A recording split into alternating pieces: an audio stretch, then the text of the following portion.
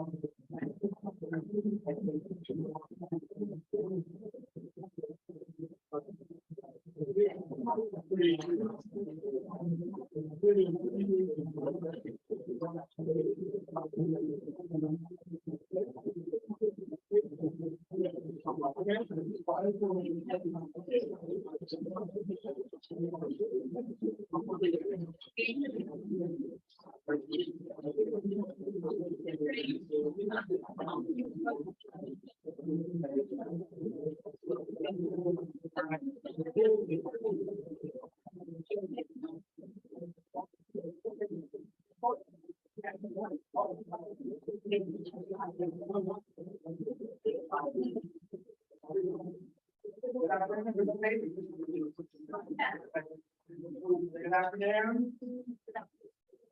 You kind of like to ring bells. Welcome to the Halloween 2022 edition of the Rotary Club of Raleigh. I'm your president, Tom Packer. Nice to see everybody on this beautiful fall day and after the great meeting we had at the museum last Monday. And it's also nice to see a handful of guests that we have as well. In addition to our couple special, not really guests anymore, but we're in the membership process for acknowledge today. But as usual, we'll start with an indication before we start the meeting. And Tommy, try to come up and do that. Sure. Ladies and gentlemen, thank you for all being here today. Glad to see so many visitors, guests, friendly, local faces as well. You guys bow your head for Sarah indication. Heavenly Father, thank you for bringing us all together for this glorious weather, for this great season of life and a season of service as we roll into our upcoming Christmas. I know it's been a blast for me to say that before Halloween, but we know it's coming and we're all going to get out there and they'll rain and cold. We pray that you prepare us for that, prepare our hearts to do that together and serve this community as we move forward. We thank you for our four-way test, for the relationships in this room, and for the speakers who are here to talk with us today. We thank you for this time together. Amen. Amen. You all rise for the pledge. I pledge allegiance to the flag of the United States of America and to the republic for which it stands, one nation, under God, indivisible, with liberty and justice for all. God bless America.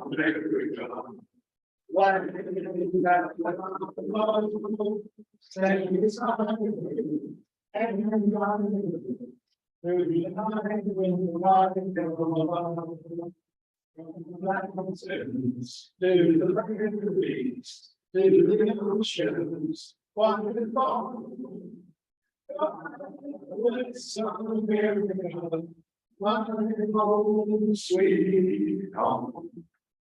All rotate. That sounds Rotary. To our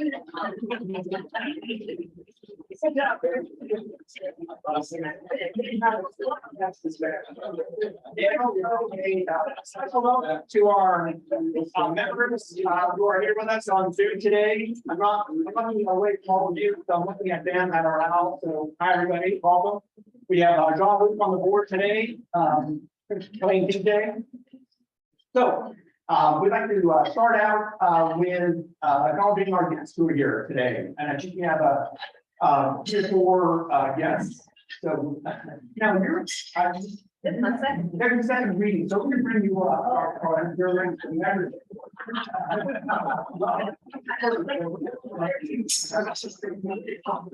It's nice to see that even.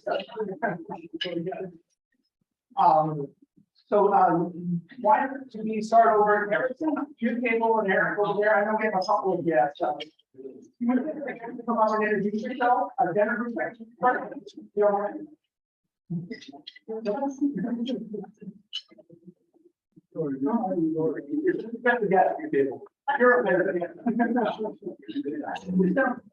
yourself saying you are what you do.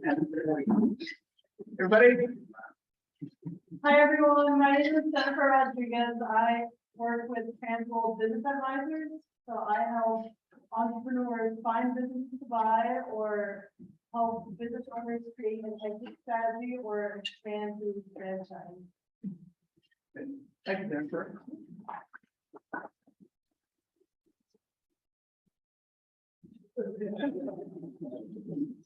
Maybe Ryan say on the road there.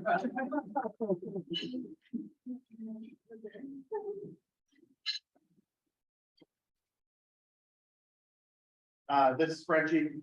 Frenchie is our new office manager over at Koala, and I wanted to bring her out today to just, show her what Rotary is all about and show her what we're doing behind the scenes as a company and also as an organization. So great, thank you. Okay, thank you for coming. Here, I thought we didn't tell her that. And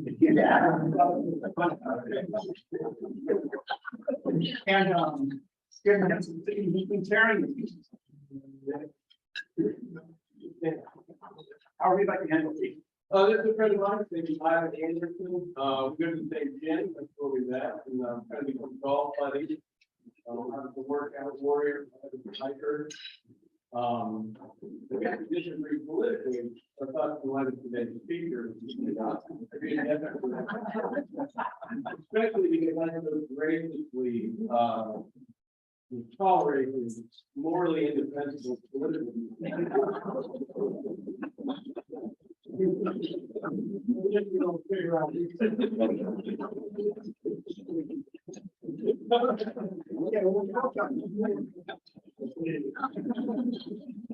It's a very welcoming space. And Tommy, you brought a guest today. I do have a guest. I'm not going to be today. Lindsay Silverwood. Lindsay is a brand new addition to our team. This is her first day. I figured rather than take out of her desk, why would she want to come out here and hang out with all of you? So we're here with Lindsay Silverwood. Very well. Wait, I think that's all the guests. Everybody, please remember the red buckets on your table. For our guests, the red buckets signify our way of getting to the Dementia Alliance in North Carolina. They are a member of the club as well, and we get there or sometimes it's monopoly money on the table, sometimes it's not. But any fair change, you put in the buckets, and it adds up over time. Please keep that in mind. Charlie Upshaw, we're calling you to ask if there are any happy dogs. Oh, that's right. You're a happy dog. And Carolina play up here. Get somebody come on a convention basis. I gotta get something. Happy, anybody happy on raise hand, give me a buck, sir, was that you? It's already Jim. Oh, yeah, just like you. My relation to my son's name, or also a Rotary, who's living in Charlotte. Married, baby on the way, and moving back to Raleigh on.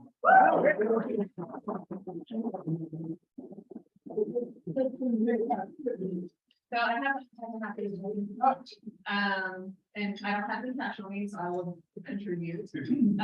Richard got me into the courtesy group ever, and I started a job tomorrow.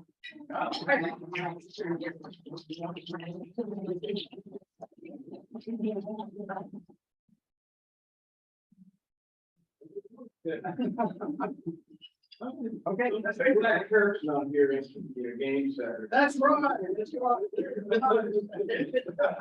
That's right. Congratulations. Reminder of our upcoming meeting. He's not here today, I don't think, but I remember, former President Kirk Warner will be talking about Veterans Day and a book that he wrote that came out earlier this year that was published, Held Island. We had very few speakers the week after that about fathers, which I think was an important message. We don't need Thanksgiving week. And then speaking of Carolina, we have a fellow who's in the midst of writing 3 coffee table size books on the history of Carolina basketball, Ron Smith. So we get into our nosy neighbor section of the meeting, and Tommy's going to come up and come into that. We're taking all Toms up front today. Tom Packer, Tom Clark, Tom Boler, anybody named Tom, welcome to come up. Glad to have you here, Tom. Why don't you come sit on this side? Do that. But you guys, if you don't know, Tom Holt, member of our club, we're bringing him up here so we can get to know him. Tom, why don't you tell us a little bit about you professionally and your history here with the club? Tommy, thank you. So good to see you guys out there. Been a member of this club almost 20 years. Been a Rotarian 30 plus years. Came back to Raleigh in 1994 with Wachovia. Did some banking stints. Ended up joining the group of men starting Preston State Bank in 1998 with Gary. We had that company for 13 years. And to fast forward today, I'm a First Bank, publicly traded, locally corporate headquarters is in Southern Pine, and 90 plus offices. Still love what I do 39 years later. I lend money to companies right there. Awesome. And Tom, tell us something that most people wouldn't know about you. All right. Just a quick show of hands. Does anybody in this room collect anything? Baseball cards, books, autographs? Sure. Anybody? You like? Yeah. Okay. All right. Something unique about me is I kind of stumbled on it. I'm a huge college football fan. And every Saturday morning before our viewing committee is the game day on ESPN. First free and the guys up there and wherever the teams are playing. And I can remember vividly, I'm a huge NC State guy. For years I didn't miss a home game, didn't miss a football game in Chapel Hill. If you notice when they build that stadium with Home Depot, they have 2 football helmets opposing each other of the team that are playing that day. And I thought, hey, that would look kind of cool when we tailgated NC State. 2 of our 4 children went to NC State. I started looking into collecting game used college football helmets. Started focusing on the ACC, then I kind of delved into the NFL because my youngest son, Carl, was a huge Tampa Bay fan because he always loved pilots. And he just pulled for them, because they're the Buccaneers and Pirates. So I started with 3 or 4 game use helmets. It's important to be game used, not pretty on you mess and do things like that. So over time, I've grown to 170 helmets. And I had grown in collecting game used jerseys because I love to match the helmets in games. You get images and illustrated myself. And what started out as a passion, my wife Jill has said it's a disease.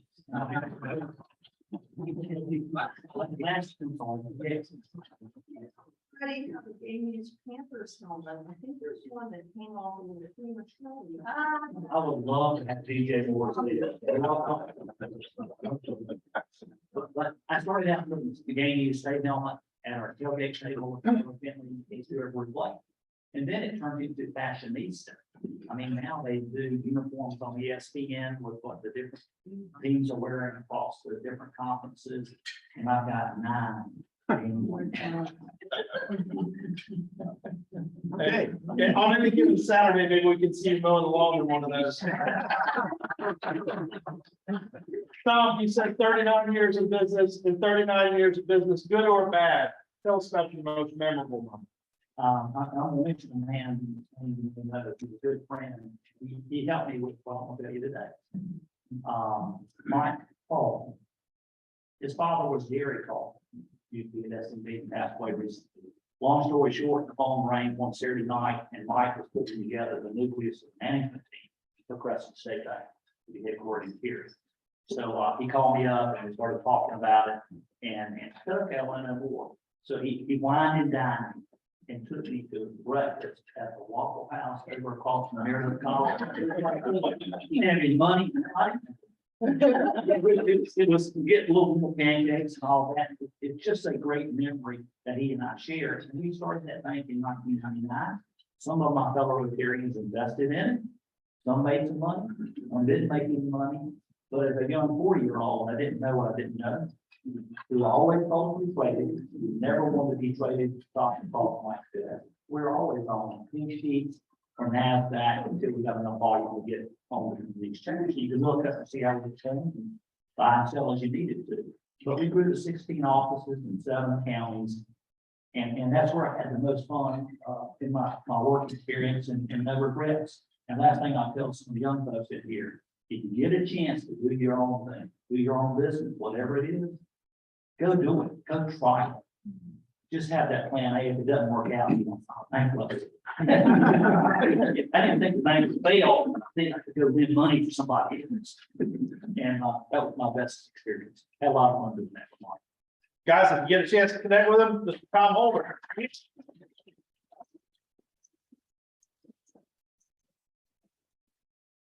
And Tom, a little bit later, I'm going to sell you a meeting used blazer. If you like.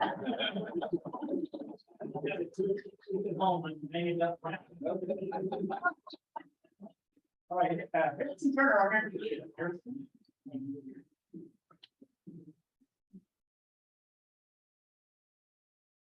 Happy Halloween, everyone. Welcome. Thank you all for being here. I'm so glad I decided not to wear my Halloween costume. I was doing that baby Jesus and Halloween costume today. We didn't. I'm glad I did.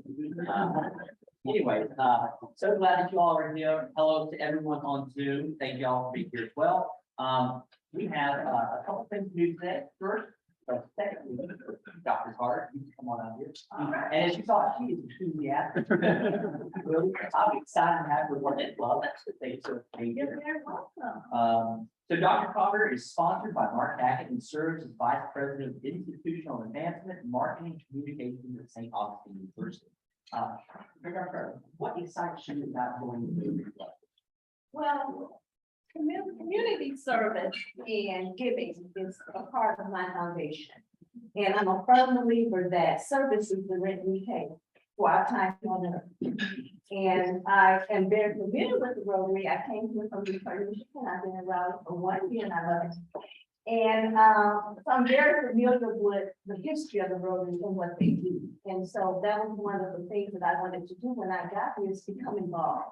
Not just because I want people to know about St. Augustine's University, but I want to immerse myself in the community and get involved. So that's the reason why I wanted to be a part of it. Thanks so much. Sounds like you live a service, a life service of self pretty much every day. I love that. If you got questions or haven't had an opportunity to introduce yourself, Dr. Carter, please find her after today's meeting. We look forward to conducting you at our next meeting. Everyone, can you give me a round of applause?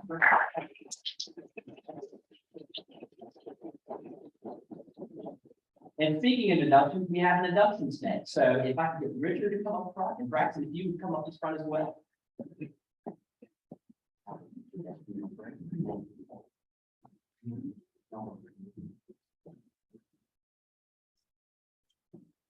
Today we have the induction of Richard Johnson, who has been sponsored by Braxton. Wilson. It's Wilson. Sorry. Richard, your membership application has been reviewed and approved in accordance with our club's constitution and bylaws, and we now proceed with review into the membership of the Rotary Club of Raleigh. There are a few questions that we have for you, if you answer those. Question number one, please. Richard, will you strive to live a life of service above self and bring at least 6 hours in self?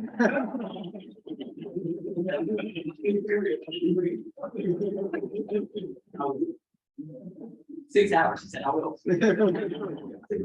Question number two. Richard, will you join us in our activities for service projects and fundraising activities in support of our community? And will you join us in supporting Rotary's efforts worldwide, which focus on these 7 areas: promoting peace, disease prevention, providing clean water and sanitation, maternal and child health, basic education and literacy, economic and community development, and protecting the environment. And fellow Rotarians, will you join me in fostering and supporting Richard as he joins us in the pursuit of adding value to our community through service of oneself? And so please say, I do. I do. Braxton, will you please provide for me with Rotary?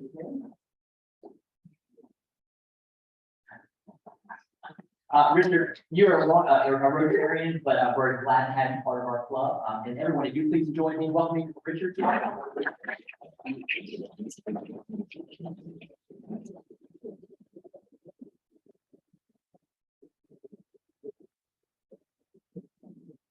Thank you so much. Thank you,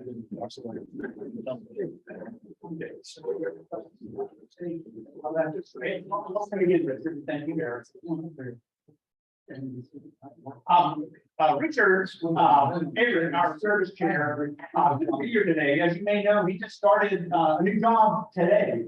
He's head of the, I think, the Eastern and Central North Carolina American Cancer Society.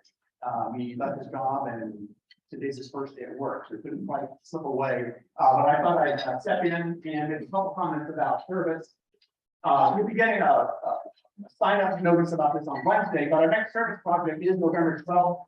Had a note in the pocket. We'll be sorting and dealing with donated clothes for this very worthwhile charity that provides clothing to families and children in need. So 9 to noon on November 12th. Kids 13 and up are welcome. So it's a great cause, and hopefully there'll be a good turnout. The sign up again will go out on Wednesday for that. I wanted to make a comment about our leaders in service in the club and point out that we have some transitions happening, which I think are just great. It's natural in a club, as some people serve for, in these cases, years in a service position, and actually are transitioning that leadership of that part of our service into another member. So first of all, most of you are familiar with our 4-way contest. Some of you may not, because of COVID. It went away for a year or two.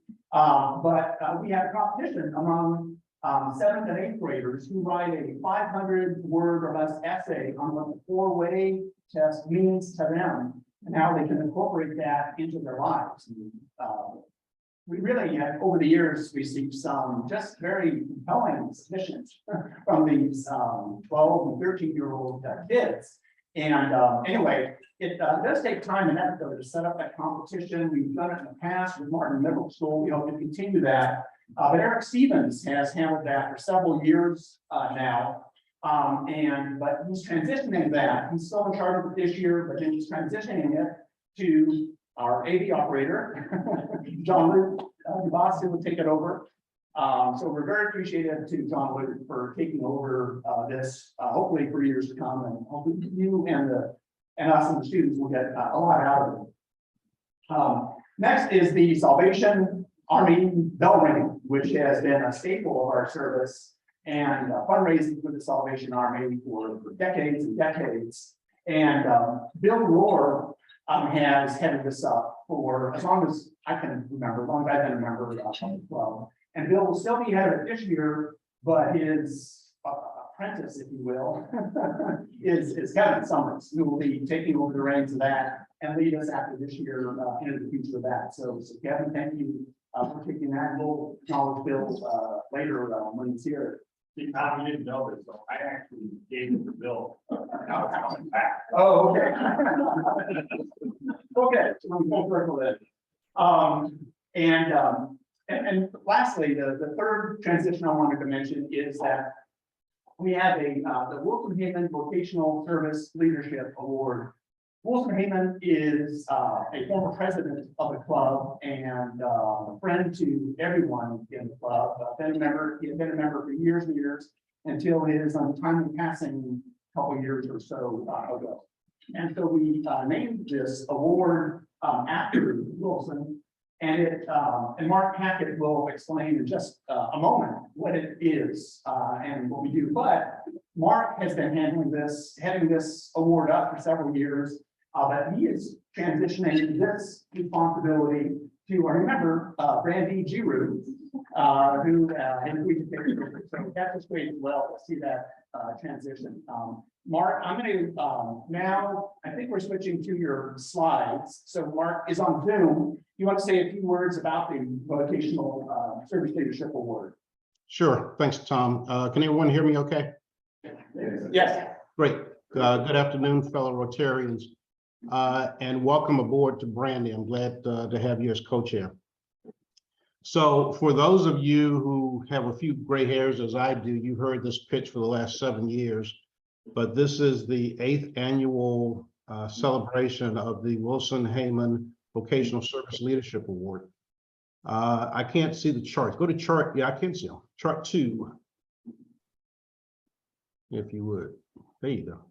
So where did this come from? The concept of vocational service, as you can see from the chart, is rooted in RI's second objective, which calls on us to encourage and foster high ethical standards in business and our professions, the recognition of worthiness of all occupations, and the dignifying of Rotarians' occupation as an opportunity to serve society. So that's vocational service to us. What we decided about 7.5, 8 years ago is in our effort to promote these standards in non-Rotarians, we established the Wilson Heyman Vocational Service Leadership Award. Next chart, please. So the award for us has a few guidelines. I've kind of netted them out here. You'll have more details on the website later this week or next. But basically, what we ask is that for each of you to nominate a non-Rotarian who uses his or her vocation to serve the community or has excelled in their vocation and chosen to serve the community. And we ask for these to be non-political in nature, but again, those who actually serve the community. And to choose those who exemplify the ideals of Rotary through service above self. You can see the past winners, and I'm going to give you a couple of examples of what we're talking about. So our first winner was Dr. C. Knox McMillan. And as most of you know, he helped establish Wake Smiles, which currently resides at the Salvation Army on Capitol Boulevard. But he not only helped establish that service, which provides dental care for those who can't necessarily afford it. But he also, along with many other dentists, volunteers his time toward that cause. So that was the reason we chose him as our first winner. So that's an example of what we're talking about. Also, Dr. or Lawrence Wheeler over at the Museum of Art used his vocation, his job at the museum to help make the museum more accessible to the general public. And we thought that was significant. And then the last example I have is Van Ewer, which most of you know as owner over at Angus Barn. But she and her sister established the Walk for Hope. So all of those things help promote service within the community. We felt those were significant winners. So what we're asking you to do, we can go to the last chart that I have, I think it's 4. So, thank you. So we need you to nominate a non-Rotarian who exemplifies the ideals of Rotary through service, the things I just talked about. And you have until December 31st to send in those nominations. So you can send those to me, to Brandy, or to Linda, and we'll get those consolidated.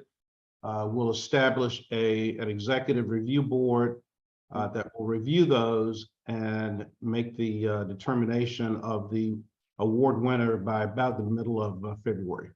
So again, think about what I've talked about, get those names in, and I appreciate your participation.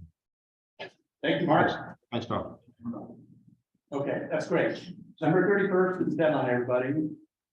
Next, Eric and Carrie, get on up here and tell everybody about the fantastic successful fundraiser we just had.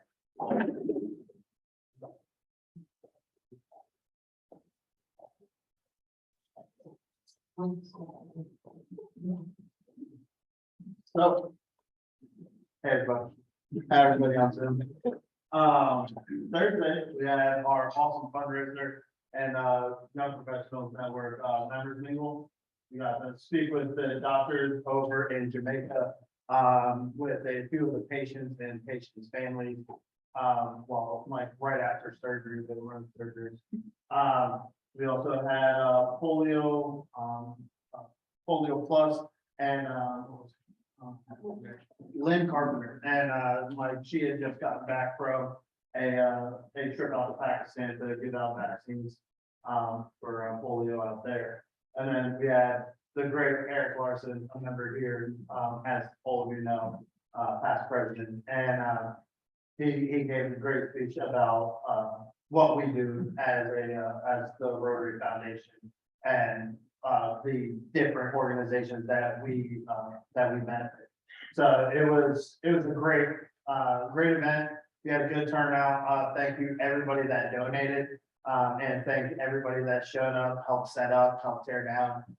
It was without everybody here, we would not have been able to do it. So we did have a lot of heartfelt speeches. I think I went to the bathroom probably about 3 times. But we definitely will be doing more events like this. I have big plans, and Carrie, we have big plans for next year. So thank you again. Everybody.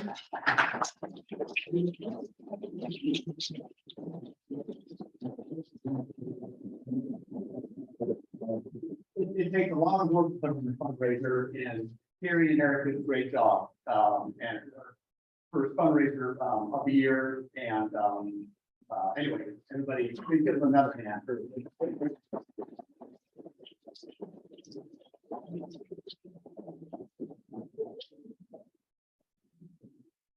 No birthdays or anniversaries are my anthem of the company, and so if I can find that, aren't they beautiful? Next, I'm going to introduce our speakers. That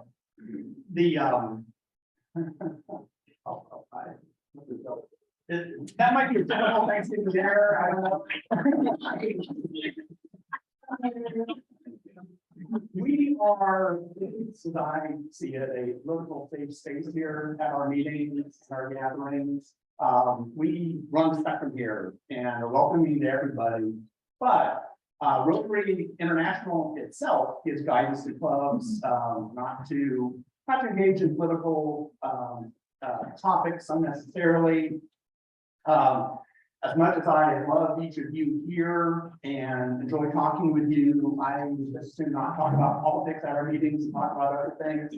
But Rotary International has started a partnership with the organization you'll hear about, Braver Angels. And they were at the annual meeting this year, the conference in Houston.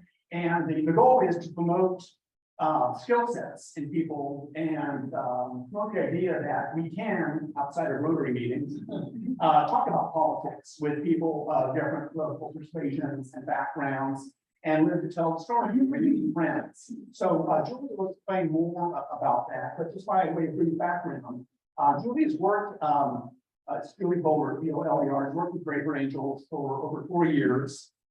First as a volunteer in Raleigh, then on the national team. And her background is in nonprofit and public school sectors and ranges from working with at-risk youth and managing a crisis hotline. And she's found her calling with Braver Angels and is pursuing her vision for a better political environment in the United States. So please welcome Julie to make comments to us. Thank you.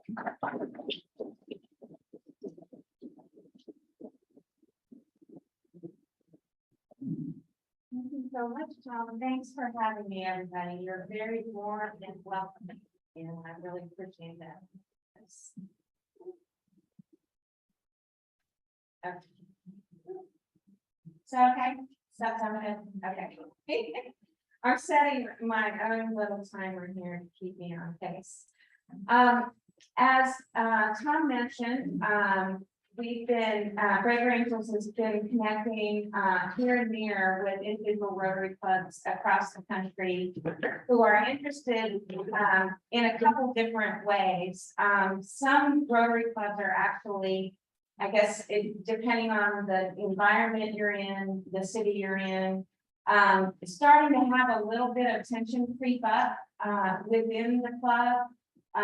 More and more political conversation creeping into discussions, and have wanted some really constructive, positive ways to just head on, face that, and learn how to engage constructively and respectfully with each other.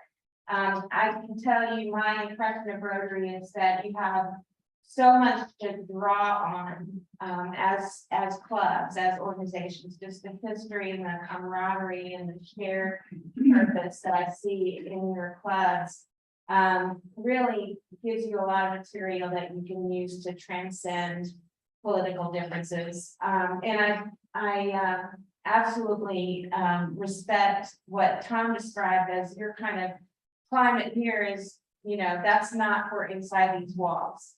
This couple here notwithstanding. And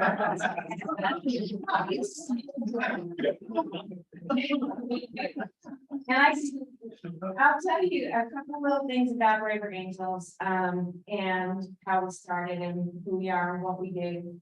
But the first thing I should say is that morally indefensible is not one of the phrases we have. Morally repugnant.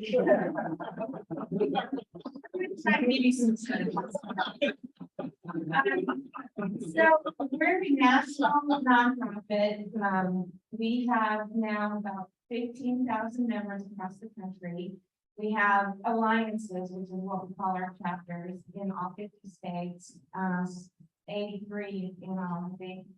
And we started after the 2016 election when obviously that's kind of a marker for a lot of people that whole presidential election cycle, the Clinton-Trump cycle, just, you know, it just got more and more heated.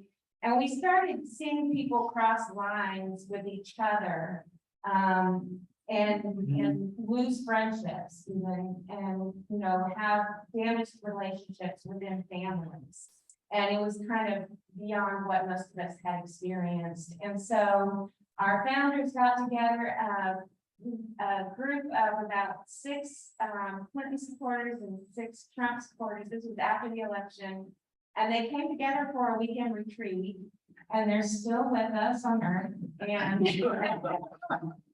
they actually found it pretty amazing. They had kind of transformative experiences to actually sit down with somebody who felt so differently from them and hear each other, not filtered through the talking heads on cable news or the ranting on Facebook, but actually talking to each other directly in a format that was designed to keep everything respectful and calm and constructive and positive.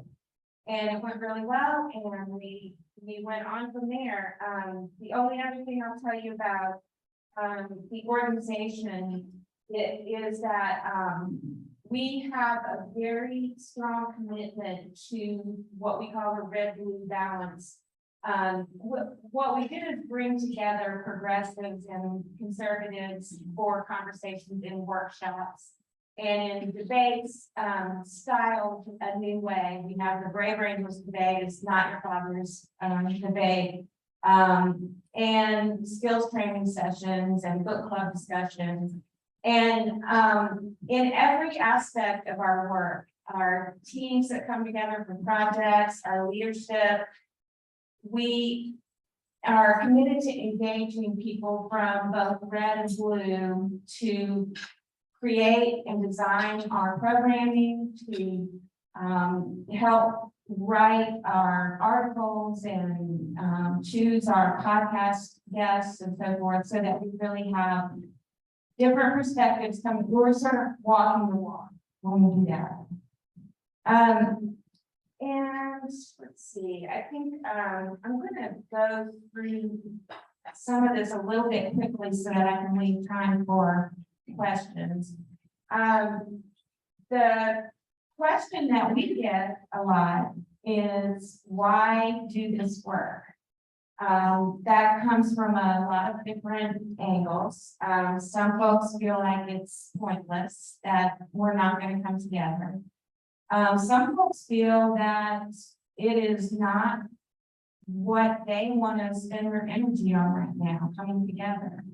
On both sides, there's an intensity about the issues that we're facing right now. People feel like the stakes are so high that they don't want to hear the other side. They don't want to try to talk to the other side. And for folks that are in that situation, I would say that absolutely that's, people have to figure out where to spend their energy.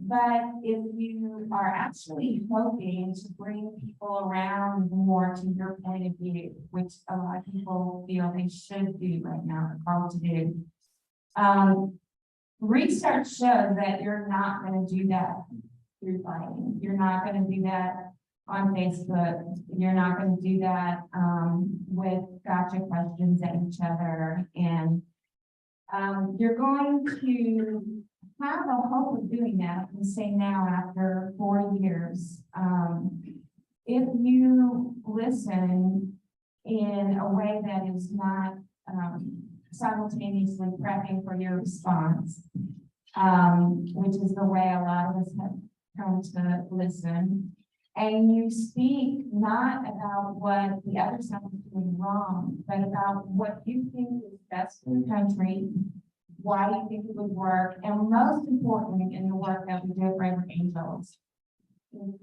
how you came to have the views that you do, who you are. And what we found is that if you're peeling back layers from candidates that you support to policy positions, specific opinions about specific bills in Congress, peel back those layers, and you get to a place where we're fellow human beings, we're fellow citizens in this country that do have some shared values and common goals. And if you're able to speak authentically about, well, you know, some of the workshops that we have, create an environment where you can say, I was raised this way with these ideals. I still cling to those. I believe this. I want this for my country, for my family, for my community. I fear this. I hope for this. And those conversations are not places where you can challenge somebody's statistics or disprove their opinion. People are talking about what they believe and why and where it came from for them.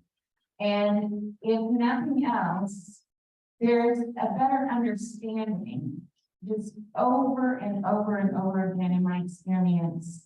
Again, people on all sides, all parts of the political spectrum have aha moments of understanding for the first time why somebody feels the way they do, what they hope, what they have in common, because it isn't being filtered through a divisive candidate or, you know, a talking head on cable news.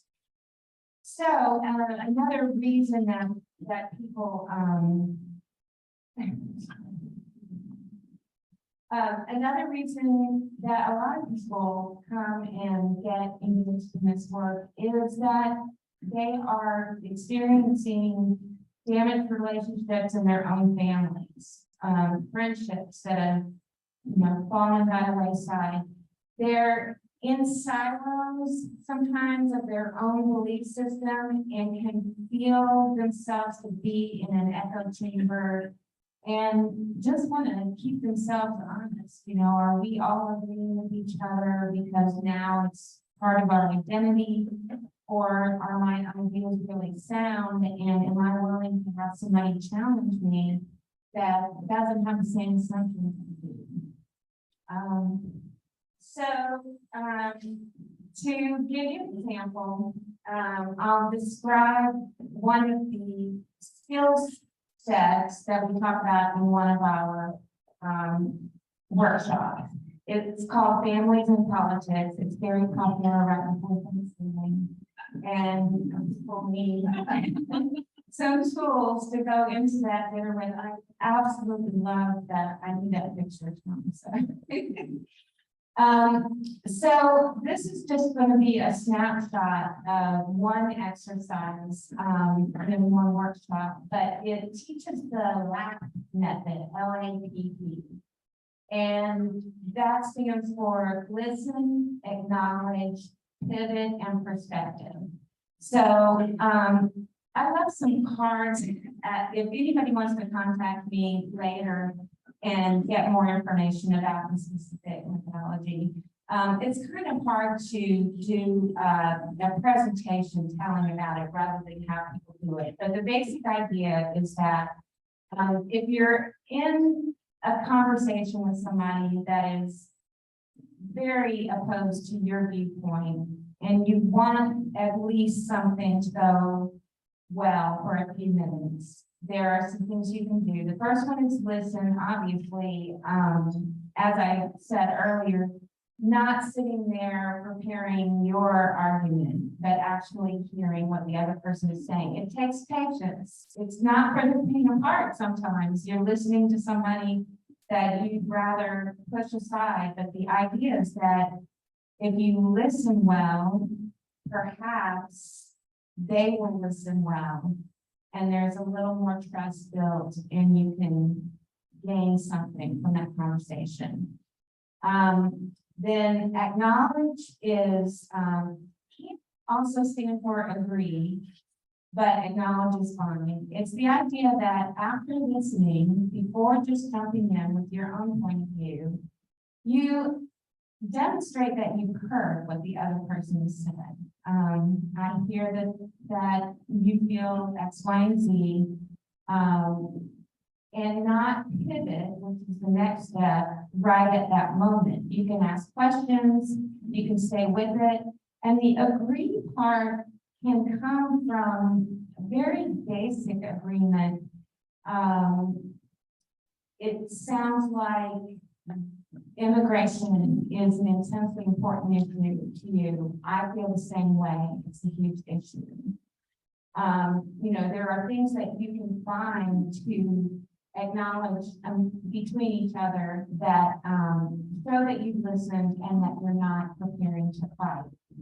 Pivot is fine though. To pivot, you want to kind of introduce the idea of, hey, I have some really different views about that. Would you mind if I share my perspective? And or you know, I have some concerns about what you're describing. Can I ask you some follow-up questions? And then perspective being your opportunity to share what you think.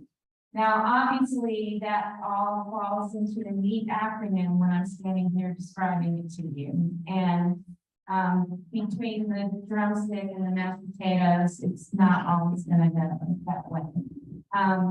In the workshop, we teach kind of a repetition that can happen if you're really determined to have this conversation in a calm way. Go back to listening again, even if the other person hasn't listened to you. And acknowledge again that you heard. Pivot. I do feel differently in this way. And you know, eventually you're modeling what you hope to get from the other person. So in some cases, that's going to start emerging, maybe not in that conversation, but later. In other cases, it's not. And, you know, knowing when to say, this is not the best way for me to spend time and to step back, even from a relationship, unfortunately, anymore. Then that's, you know, that's what you have to do. You have to do it. There are a number of programs and workshops and training sessions that we do that are kind of along those lines, like everybody in some way or everybody that comes to the organization wants to learn more about how to run these conversations. A couple of other examples of our programming though involve just really direct engagement with people that feel very different. So I said reds and blues is kind of how we refer to folks so that are, you know, feel comfortable self-identifying by political leaning. You can participate in our kind of foundational workshop, which is the red blue workshop. And it's modeled after that first retreat that 6 to 8 folks with one leaning get together with 6 to 8 folks with another leaning. And you go through a very structured set of exercises. It's very well moderated. Our moderators are trained really well. And so it doesn't go off the rails. But you have this opportunity for some people, either for the first time or for the first time in years, to have a calm conversation with somebody that feels very differently about this. And in the workshop, you know, people can come together, people can come as friends or family members, but a lot of times it's people that you've never met before, but who are comfortable saying, well, this is the side I usually kind of align with. And again, going through exercises with them and walking away with a variety of things depending on who you are and how it went, but walking away for one thing with hope for the future. We have done research testing on our methodology and found amazingly high marks for the experience that people have, the feeling they have when they leave. More hope for the country, better understanding of the other side. You know, we're not there to persuade each other. That's not part of the process. And we're not even there, we're not asking people to moderate their viewpoints for these exercises. We're not looking for centrism necessarily for moderate points of view. People have very strong points of view, but in this carefully structured environment, we're able to share those differences and see each other as humans. Again, we've begun demonizing each other. So we want to humanize each other. And it sounds like something that you all have chosen to do, I would say, sort of by default, but it's not like that. You're obviously a variety of people from a variety of backgrounds, and yet you are a strong, large Rotary Club and have continued through this time that we're going through right now to find common ground outside of politics. So for people that are confronted with politics in the rest of their lives or are interested in politics and used to think it was, an exciting world to be part of and want to get back to that. We have, probably that we have. Did I just no. Okay. So I want to open it up for questions. Yeah, we're good. About the organization or the issue, whatever you're interested in asking about.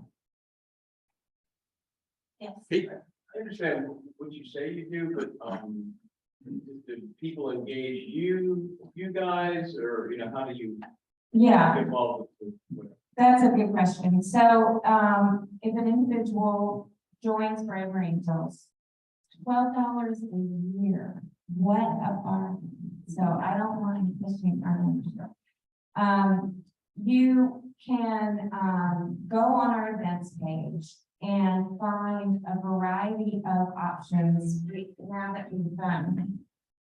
now that we've gotten outside of Zoom, we've got both Zoom opportunities and in-person workshops, and you can volunteer to be part of putting on a workshop, or you can just attend the workshop and then look through our other activities and just sign up for something. I'll tell you a couple places on the website to hit if you're interested in finding out more. On the homepage, there's a what we do menu, our program, and you'll see a long list, drop-down list of the individual types of events. And then the events link also is going to get you. Does that answer your question? Yeah. Okay. Julie, as elections, whether presidential midterms get closer, and as they also get farther away, do you notice any difference in people, engaging with you on these things, or the attendance at your workshops, or the rise and fall with elections, or? Yeah, absolutely. That's a great question. As you explained, I'm the director of community partnerships, and my team came together around the 2020 election as we were leading up to the 2020 election. We got requests from churches, synagogues, civic clubs, community organizations that were saying, we just wanted to do something. And that was a real buildup. And so we had a sort of short-term program for that. But after that resolved, the group said, let's keep this going. What's the sort of evergreen version of this? So there is an increase in intensity and outreach to us around election time. Absolutely. Just one other thing, I think you mentioned to me that you or your group have had conversations with the president, the executive president of Rotary, and where do you think those will lead to? Well, the CEO, John Cupo, is a fan of Brave Angels, and talking with him and with Rebecca Krall, I mentioned, is the area focus manager for the peace building and conflict resolution area focus. And our talks are about opportunities for individual clubs who want to, I mentioned one way that club can get involved, which is if there's emerging tensions within the club and you want sort of support and help to deal with that. But also some clubs that we're talking to just want to be a resource for peace building at home, peace building in their own community, and use what they learned and experienced as Rotarians and just kind of get, you know, some skills development, capacity building to offer events to the wider community. Anybody else? Also, So basically, in a nutshell, could I take a program that teaches me some skill set that I either may or may not have right now, so that I can have an intellectual dialogue with somebody who is opposing opinion? Absolutely, yes. There are, again, kind of skills building offerings, and then some of that more experiential, like I'm gonna go ahead and get in a workshop and really put those skills to work yourself and have that experience. Well, I think it'd be a great lead-off question at a debate. That's the candidates, how their policies, on four-way tests and fulfill that. So maybe somebody.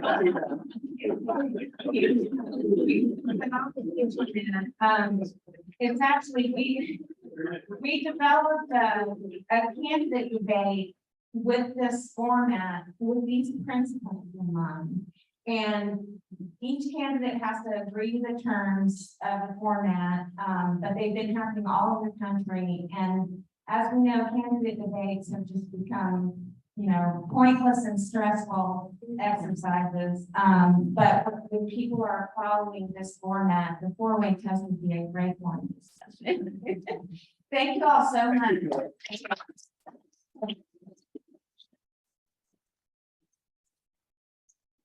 We'll have a appreciation, but they do this, sort of, walking. Love it, thank you. Thank you. You'll see me drinking at our next Zoom. Okay.